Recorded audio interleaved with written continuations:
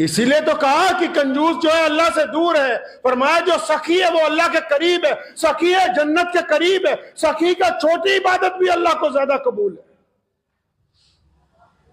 हम लोग कंजूसी करते हुए अगर किसी की जमीन, आजकल जमीनों के भाव बढ़ते हैं पूरी दुनिया में, किसी की जमीन सड़क के किनारे आ जाए जो कभी 1 लाख रुपए की भी ना हो, जब वो 1 करोड़ की हो जाए फिर 20 मौलवियों को फतवा पूछते फिरते हैं कि जी करोड़ रुपए की ज़कात जो कुछ हो सकता है कि नहीं हो सकता है।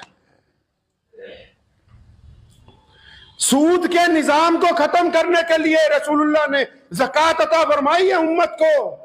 आप जाएं 1450 साल पहले की दुनिया को देखें, पूरी दुनिया में आज मुसलमानों की अक्सरियत सूद के निजाम से इसलिए बची हुई है क्योंकि पहले जो बंदा सूद लेता था वो नहीं चुका सकता था, उसका बेटा नहीं चुका सकता था, पोता नहीं चुका सकता था। होता यह था कि उसकी जायदाद, जिम्मेदार की जायदाद सूदखोर अपने पास ले जाते थे। मोहम्मद रसूलुल्लाह ने, अल्लाह ने सूद को हराम करार दिया और खूबसूरत निजाम दिया। फरमाया कि हमने ज़कात देनी है, 2.5% पैसा देना है, 1 करोड़ पर 2.5 लाख देना, 1 लाख पर 2500 देने। और देने किसको है? हुक्म होया जो करीब के लोग गरीब हैं, मुस्तहिक हैं, उनको देने हैं।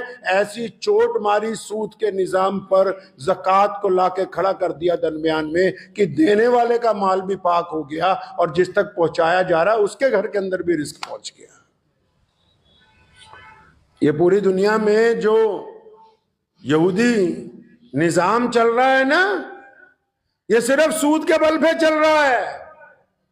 हम लोगों ने जो नया काम पकड़ लिया, सब नहीं, चाहे वो किसी मजहब से ताल्लुक रखते हो, कि कुछ भी सामान लेना है चलो उसको फाइनेंस करके उधार ले लो, उधार ले लो। कितना कर्जा अपने ऊपर चढ़ाओगे? खुददारी की जो जिंदगी है उसके जैसा मजा कहीं नहीं।